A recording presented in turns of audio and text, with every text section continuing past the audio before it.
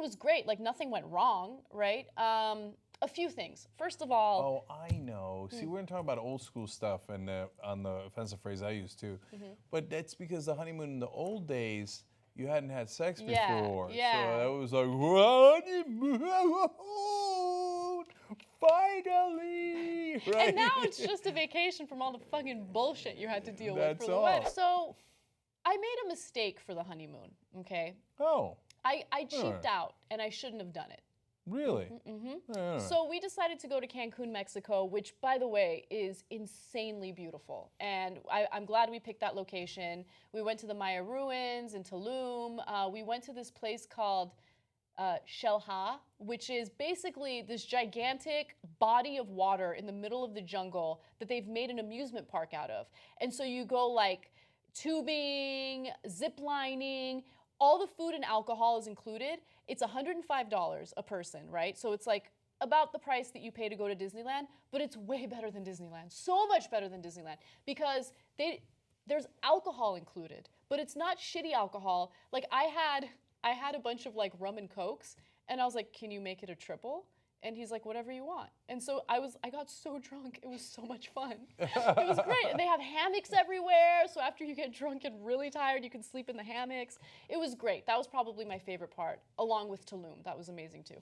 My mistake was, I was like, we don't need to be in a fancy resort. Let's just Airbnb it. And the Airbnb was insanely cheap. It was $700 for the full week, okay?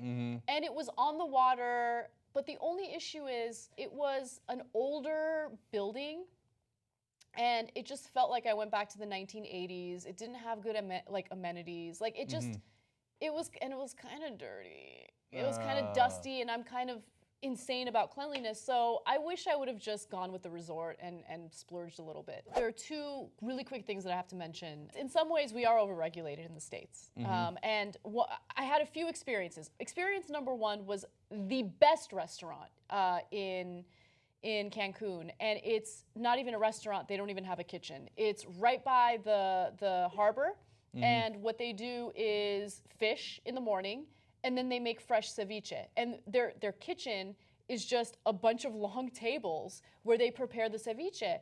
And there's no freaking health code stuff that they have to deal with, right? They prepare the food.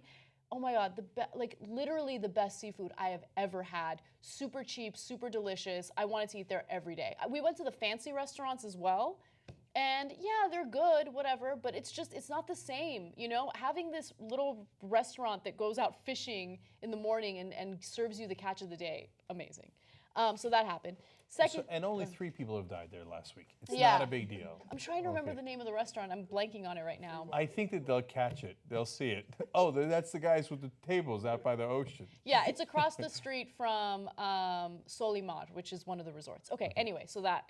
And then the second thing, when we went to that amusement park, they had extra services that you can pay for. And one of them was, I don't know if you remember doing a story on this, literally the first year that I was working here. There are these fish tanks where you put your feet in, and the fish eat the dead skin on your feet. Oh, cool, yeah. And I was like, I've always wanted to try this. And it's banned in the United States, so let me try it here. The best. It was the best thing. Wow, My really? feet looked amazing. They just know. Like, I had a little bit of dry skin in one area, and they're like, and gone. They know. Gone. No As more my mom calluses, says. no more nothing. They know. They know. Okay, now, here's what I'm not looking forward to doing. Now, this is banned in America, but you really ought to try it in Mexico. So there's 2 different ways, there's 2 different forms of capitalism, kind of. So there's the guy like my dad who will look at that ceviche and have the ceviche and then go, we must do this everywhere. I buy. Okay, I do in East Brunswick. Come on, we do over there. Then we do New Brunswick, then we do North Brunswick, and we keep going, okay? That's the kind of capitalism I like, right?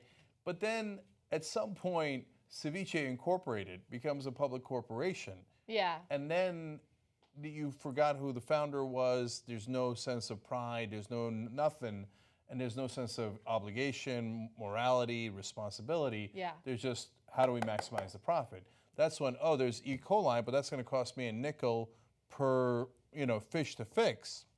No. Whatever, The lawsuit is going to cost me you know, $1.25 million, and fixing it would cost me $3.75 million. Easy peasy, give everybody E. coli. Yeah. Right? Yeah. And so that's how it gets corrupted. Otherwise, fish would be eating all of our babies.